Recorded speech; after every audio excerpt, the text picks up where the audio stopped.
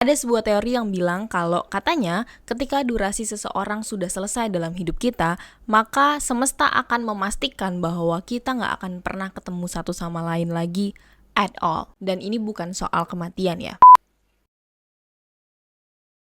Kalian pernah gak sih nemu di internet tulisan The Last Meeting Theory? Teori ini kayaknya sempat lumayan viral sepanjang 2020 sampai 2023, I guess. Kalau di video sebelumnya kita udah bahas soal The Red String Theory, maka The Last Meeting Theory ini katanya merupakan kebalikan dari The Red String Theory. Hai, it's Stephanie Further Step. Hari ini kita akan bahas soal The Last Meeting Theory, perpisahan-perpisahan yang dipaksakan oleh semesta.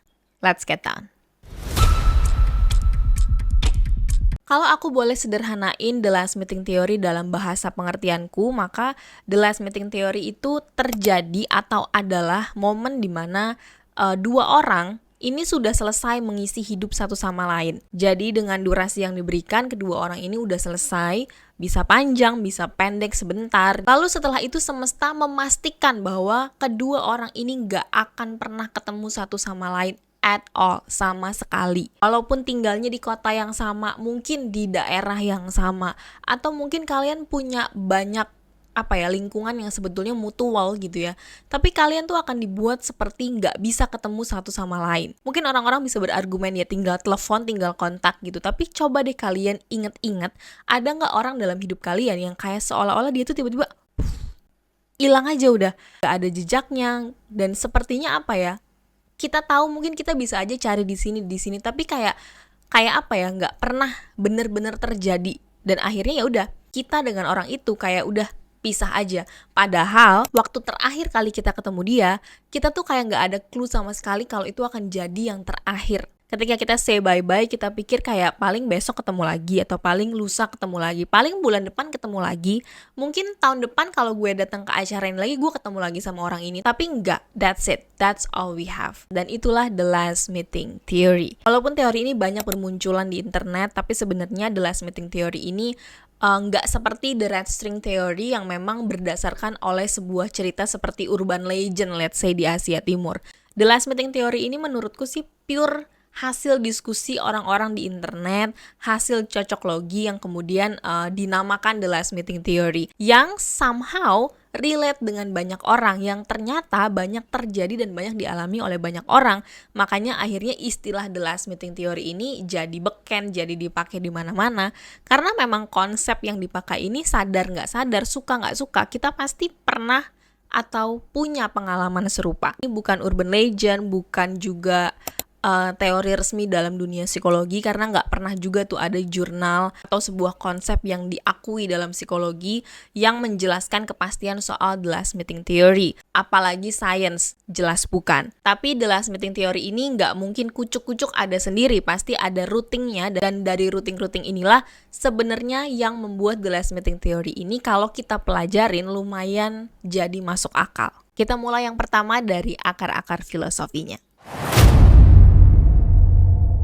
Yang pertama adalah konsep being toward that yang dikemukakan oleh seorang filsuf Jerman, Martin Heidegger. Semoga nggak salah baca namanya. Martin bilang bahwa manusia tuh sebenarnya selalu hidup dengan sebuah kesadaran bahwa ini semua, segala sesuatu ini akan berakhir. Dan karena kita tahu bahwa kita semua mengarah kepada akhir tersebut, maka setiap hal itu dibuat jadi bermakna. Dan karena bermakna inilah, orang jadi ingin mengingat hal-hal itu di kemudian hari, dan akhirnya menyebut itu The Last Meeting Theory.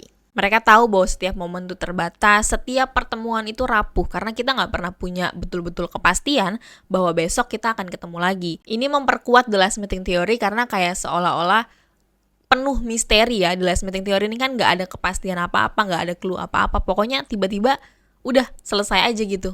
Berikutnya ada eksistensialisme dan kekekalan yang dipopulerkan oleh Jean Paul Sartre. Jean Paul Sartre. Kalau nggak salah bacanya tulisannya kayak gitu. Dimana konsep ini berbicara bahwa kita tuh sebenarnya setiap hal, setiap hari kita tuh punya pilihan, dan dari pilihan-pilihan itu ada konsekuensi, termasuk pilihan untuk nggak ketemu orang, pilihan untuk bilang hati-hati sama seseorang, pilihan untuk untuk kalau kita punya kesempatan untuk nemuin seseorang, temuin lah gitu, karena kita nggak pernah tahu kapan dan yang mana yang bisa jadi yang terakhir. Jadi katanya The Last Meeting Theory ini adalah versi kesadaran dari eksistensialisme ini, bahwa karena segala sesuatu ini nggak kekal, jadi kalau kita dihadapkan pada beberapa pilihan, cobalah untuk memilih yang sebaik-baiknya mungkin, karena again, kita nggak pernah tahu besok akan seperti apa, yang mana yang akan jadi yang terakhir. Selain akar filosofinya tadi, ada juga pengaruh dari budaya Asia Timur terkaitannya dengan red string theory. Jadi dapat influence dari red string theory yang mana ini merupakan urban legend yang dipercayai di beberapa kawasan di Asia Timur. Nah, kalau kalian ingat di pembahasan red string theory dibilang bahwa red string theory itu kan ketika dua orang sudah diikat oleh benang merah takdir, maka apapun yang terjadi sejauh semustahil apapun, dua orang ini akan ketemu lagi at the end. Dan gak cuma soal jodoh, tapi pokoknya pasti akan ketemu, pasti akan nantinya tuh akan ketemu celah untuk saling bersilangan gitu loh. Maka The Last Meeting Theory ini ada untuk mengakhiri the red string theory. Katanya kalau pertemuan yang sudah sangat ditakdirkan itu juga memiliki durasi yang nantinya akan dipisahkan oleh The Last Meeting Theory. Sama halnya ketika red string ini dianggap mutlak, nggak mungkin bisa batal rencana pertemuan ini, maka The Last Meeting Theory ini juga dipercaya sebagai kebalikannya, di mana ketika durasinya kelar, maka perpisahan ini juga mutlak dan nggak bisa dihindari. Disinilah sebenarnya yang membuat Last Meeting Theory ini jadi lumayan powerful, karena memang secara logika iyalah ya kan, dalam semua akar filosofi tadi pun dibilang bahwa setiap pertemuan ini semua ujungnya akan ada akhirnya gitu. Yang membedakan Last Meeting Theory dengan beberapa perpisahan lainnya adalah Last Meeting Theory ini comes without warning. Datang tanpa peringatan, datang tanpa bahkan mungkin tanpa closure sometimes.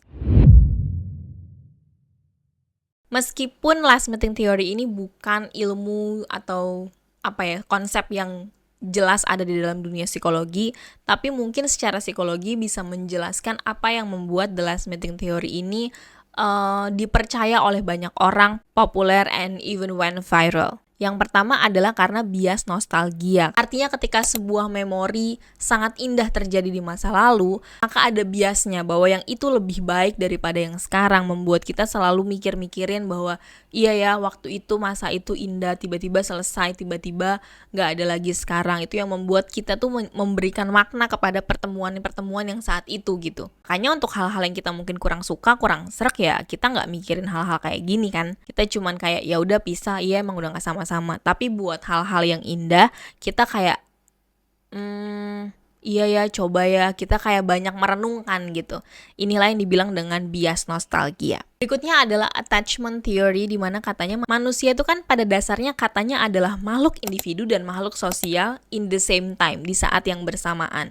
Dan itu membuat manusia tuh perlu attachment, perlu koneksi. Maka ketika sebuah attachment hilang, sebuah koneksi hilang, makanya manusia tuh kayak craving untuk mendapatkan itu atau menemukan itu lagi, mencari kejelasan tentang itu.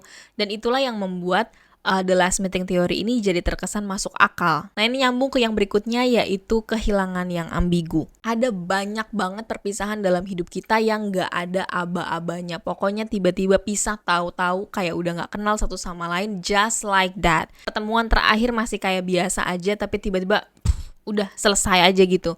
Bahasa sekarangnya tuh mungkin gak ada closure-nya. Dan ini bikin seseorang jadi ambigu bahwa kayak ini udah nih gitu. Kayak gak ada kejelasan, iya kita sampai di sini ya, goodbye gitu. Tapi beberapa hal walaupun indah terpisah just like that. Dan aku pribadi jujur percaya dengan The Last Meeting Theory. Bukan percaya yang gimana-gimana, tapi kayak aku ngerasa relate, lumayan punya pengalaman yang relate. Aku sempat merantau dan stay di Warsaw hampir 3 tahun.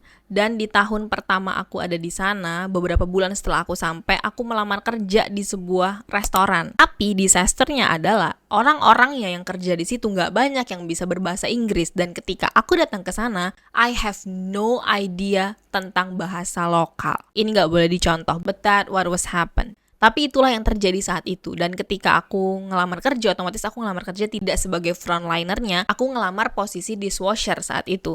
Dan ketika sampai di ruangan dishwasher, di kawasan di areanya dishwasher, tidak ada satupun orang yang berbahasa Inggris. Rata-rata yang kerja tuh ibu-ibu. Tapi kepala dishwashernya bisa berbahasa Inggris. Apparently dia menikah, suaminya itu bukan orang Polandia asli. Dan jadinya dia bisa berbahasa Inggris. Dia punya anak laki-laki yang seusiaku. Jadi dia sayang sama aku, dia merasa kayak apa ya, kayak ini tuh seumur anaknya gitu loh. Dia ngurusin aku, dia jagain aku, dia ngajarin aku sedikit-sedikit tentang bahasa Polish. Dia benar-benar ngasih tahu aku semua hal sampai aku bisa mengerjakan semuanya dengan baik seperti apa yang diharapkan. Namanya Ibu Marta. I love her so much. Aku benar-benar ngerasa bahwa Ibu Marta ini adalah bentuk pertolongan Tuhan buat aku di situ. Aku sayang banget sama dia. The thing is, aku nggak pernah benar-benar tukeran kontak apapun dengan dia. Sampailah di suatu hari yang sibuk di hari Sabtu, dan hari itu ada acara besar karena itu musim panas dan restoran kami rame luar biasa.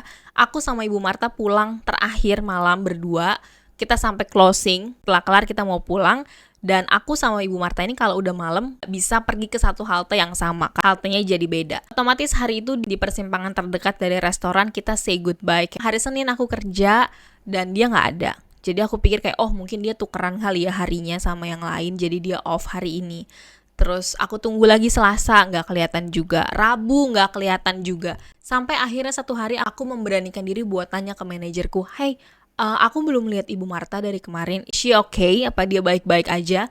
Dan manajerku bilang gini, oh astaga Stephanie, aku lupa bilang sama kamu. Ibu Marta tuh udah gak kerja lagi di sini. She left. Di situ aku kayak, what do you mean left? Gitu. Ya dia bilang Ibu Marta udah resign. Dia titip salam buat kamu.